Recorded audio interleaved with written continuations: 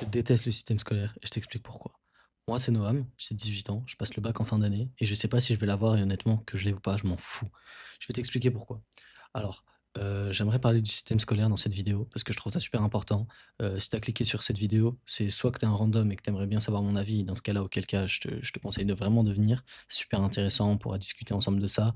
La section commentaires est ouverte, les débats sont ouverts et puis si, auquel cas tu es un étudiant, ce qui est très probable et que tu as cliqué sur cette vidéo, je t'invite vraiment à regarder jusqu'au bout parce que je te partage mon expérience personnelle, et tu pourras te faire certainement une idée à la fin de cette vidéo de ce que toi, tu as envie de faire, OK? Parce que c'est ça le plus important, c'est ce que tu veux faire. On va décomposer la vidéo en 3 grandes parties.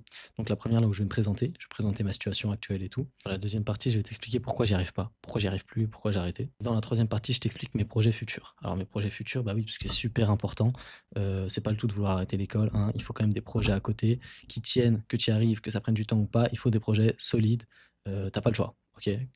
Bref, on en reparlera dans la vidéo, tu verras, c'est super important. OK, donc on va commencer par ma situation. Alors j'ai 18 ans, comme je te l'ai dit, je suis au lycée, je suis en filière générale, fin d'année, je passe le bac. Aujourd'hui, on a des spécialités, pour s'orienter dans nos études supérieures. Moi, ma spécialité, c'est SVT, donc sciences, vie et de la terre et ma deuxième spécialité, c'est le PPCS. Alors c'est pas disponible partout, mais basiquement, c'est juste, la théorie du sport, enfin l'étude du sport, en fait, de manière générale. On étudie le sport, que ce soit en pratique ou en théorie, du coup. Alors, pourquoi? Pourquoi j'ai envie d'arrêter l'école? Alors, ça remonte déjà à un moment, je pense que je suis conscient de ça depuis mes 14-15 ans, donc un peu avant le lycée. Moi, ça m'a jamais vraiment plu de rester sur une chaise, à apprendre des choses. En fait, à passer mon enfance sur une chaise, basiquement. Alors, je réduis peut-être, l'école à ça, mais pour moi, c'est un peu la vision que j'ai de l'école, malgré qu'on apprenne, des choses quand même super intéressantes, qui peuvent des fois nous être utiles. Mais je trouve que plus on évolue, moins ça nous est utile et que vraiment c'est juste pour, une sorte de formation. C'est pour vraiment nous formater et tout et je n'adhère pas à ce concept. On reviendra dessus après. Bref, je pense que le vrai déclic que j'ai eu, c'est, à peu près il y a 3 ans. En particulier cette année, mais donc du coup 3 ans en arrière, donc au début du lycée. Quand je suis rentré au lycée, j'ai vu que là, ça commençait à devenir sérieux et je commençais à me mettre la pression pour rien. OK, donc c'est sûrement le cas de beaucoup d'entre vous, se mettre la pression, avoir peur et tout, mais au final, ça passe toujours. OK. Le problème, c'est que moi, ça passe pas, mais pas parce que je me mets trop la pression. Ça passe pas parce que j'ai un mindset différent, les gars. OK. Je vous invite pas à avoir mon mindset, en fait. Moi, je vous partage juste, ce que je vis, ce que je ressens et vous, vous pouvez vous caler dessus ou non. Vous pouvez très bien être différent, ouvrir un débat, bref, peu importe, vous voyez? Ce que je veux dire, c'est que là, je n'influence personne en faisant cette vidéo. Je vous parle de mon ressenti à moi et si tu t'identifies à ça, bah, si ça peut t'aider, c'est le but, OK? J'ai pas l'habitude de faire des vidéos comme ça, la plupart du temps, je vais essayer d'ailleurs de me concentrer sur des vidéos humoristiques. Mais là, comme ça me touche personnellement et particulièrement aujourd'hui, bah, c'est pour ça que je décide d'en parler. Bref, on ferme la petite parenthèse. Donc, voilà, j'ai réalisé, il y a à peu près 3 ans que être sur une chaise à apprendre des trucs qui me plaisent pas forcément, c'est pas ce que j'ai envie de faire, OK? Moi, j'ai envie de faire du sport, je suis passionné de sport, donc je veux juste bosser dans le sport, voilà, point. Mais je me suis aperçu que c'était pas aussi simple que ça, qu'il y avait une pression, que c'était un peu compliqué, au niveau des études.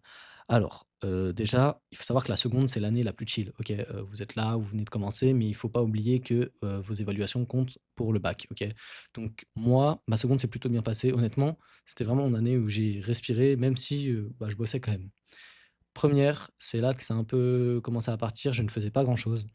Mais j'avais trop peur de pas avoir mon bac de français, parce qu'en première on a le bac de français. Au final, je l'ai eu, sans vraiment faire d'efforts d'ailleurs, franchement, je suis une belle fraude. Mais bon, je suis pas un exemple, hein, les gars. Travaillez pour votre bac de français si c'est votre objectif. Bref, donc du coup, on en arrive à la terminale. À la terminale, là, j'ai commencé à lâcher.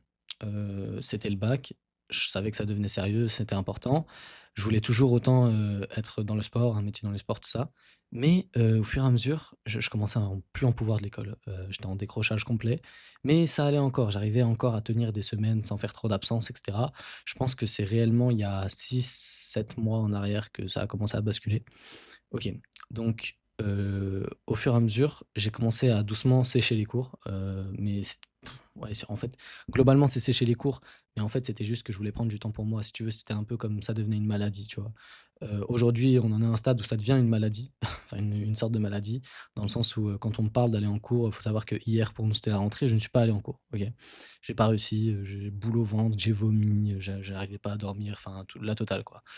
Donc du coup, je suis pas allé en cours. Je suis complètement en décrochage, je n'y arrive plus du tout et en fait, c'est à cause du fait que pour moi, dans ma vision, je trouve inconcevable le fait de «gâcher» entre guillemets, parce qu'en fait, c'est pas vraiment un gâchis. Pour certains, c'est un investissement, mais en l'occurrence, pour moi, c'est du gâchis.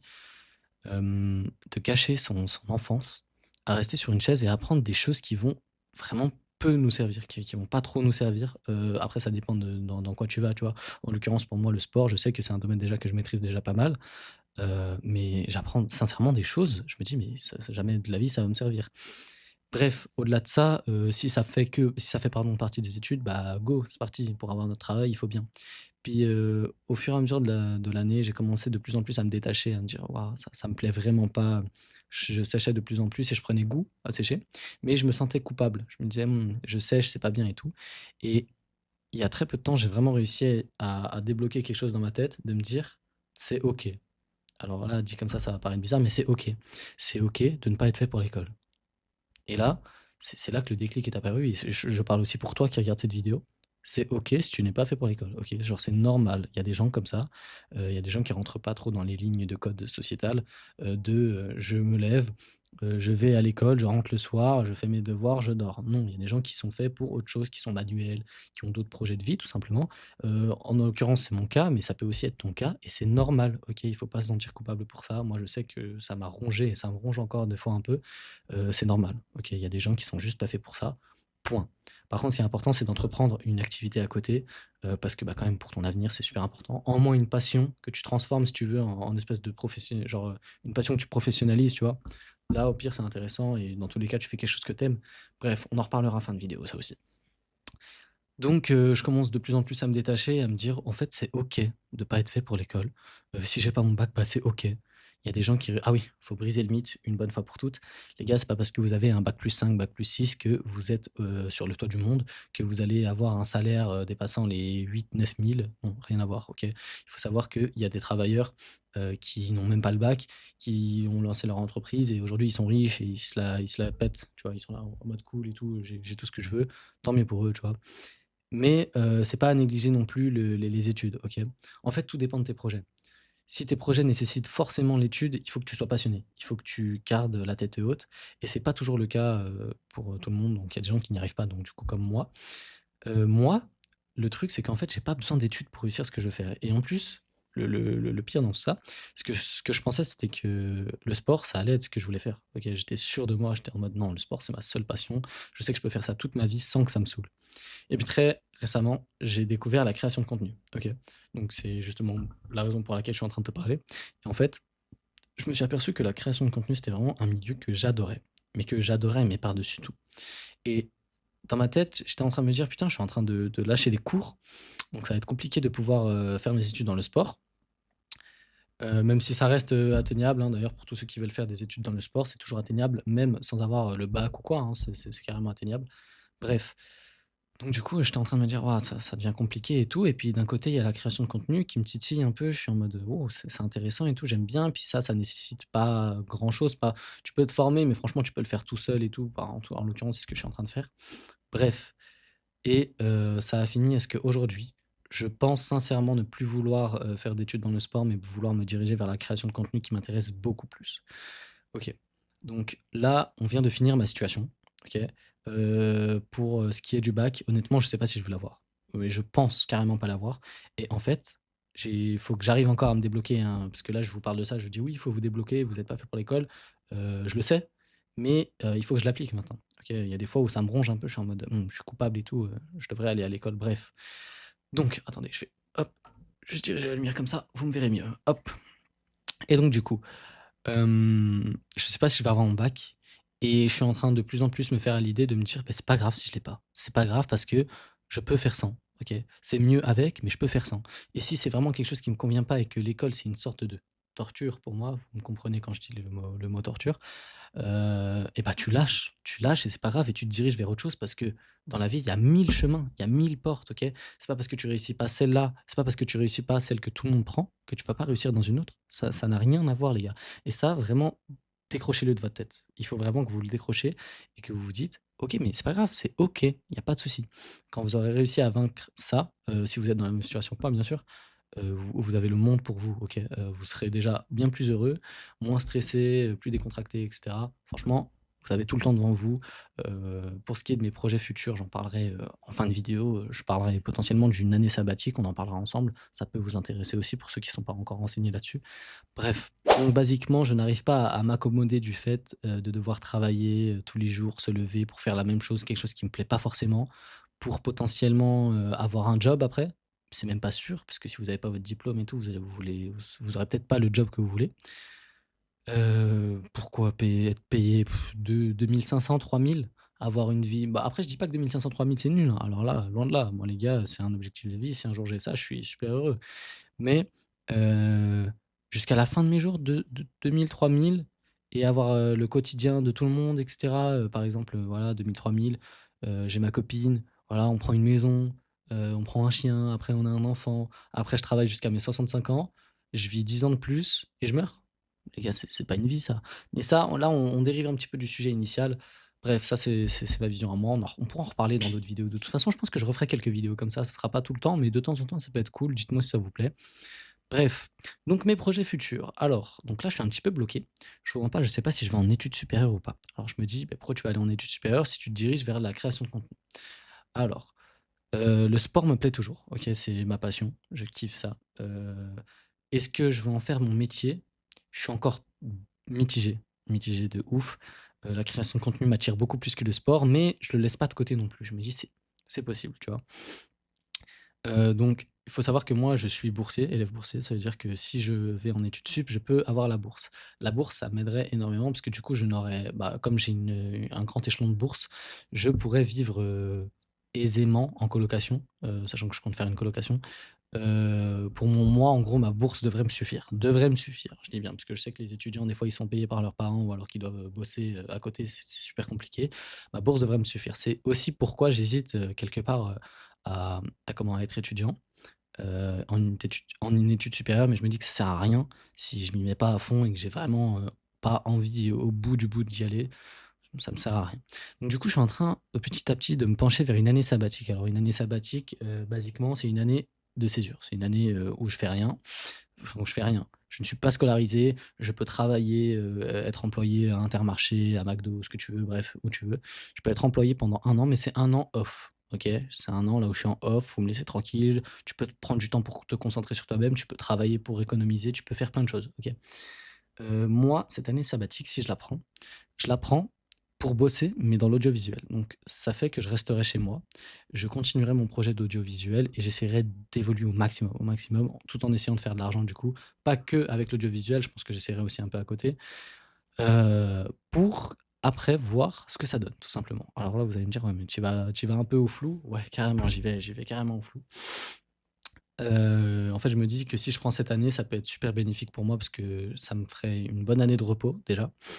Je pourrais me concentrer sur mes projets externes sur lesquels je pourrais pas me concentrer si je suis en études supérieures parce que, bah, du coup, il va falloir réviser, voilà, c'est un train de vie quand même, un peu chiant.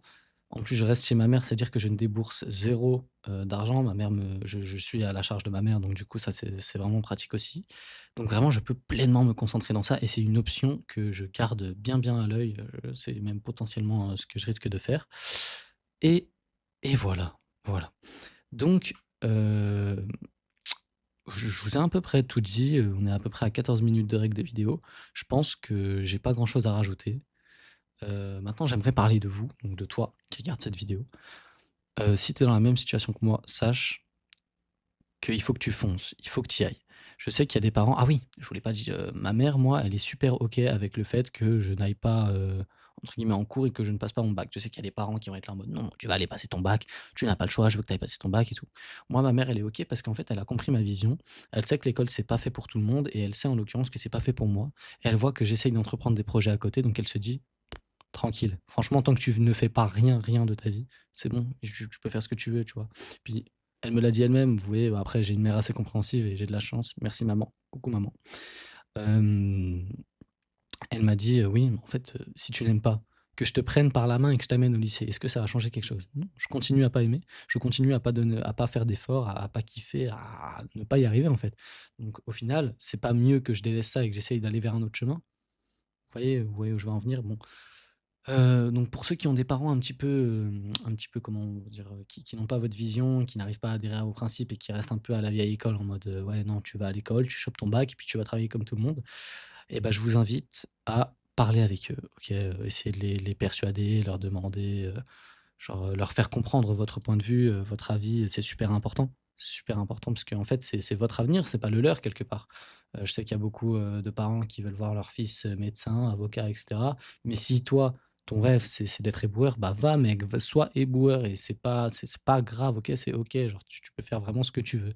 Fais ce qui te fait kiffer, fais ce que tu kiffes, point. C'est point final. Je sais que c'est aussi très compliqué, il y a des gens qui ont un stress par rapport à la société. Parce que avoir son bac, c'est, synonyme de réussite.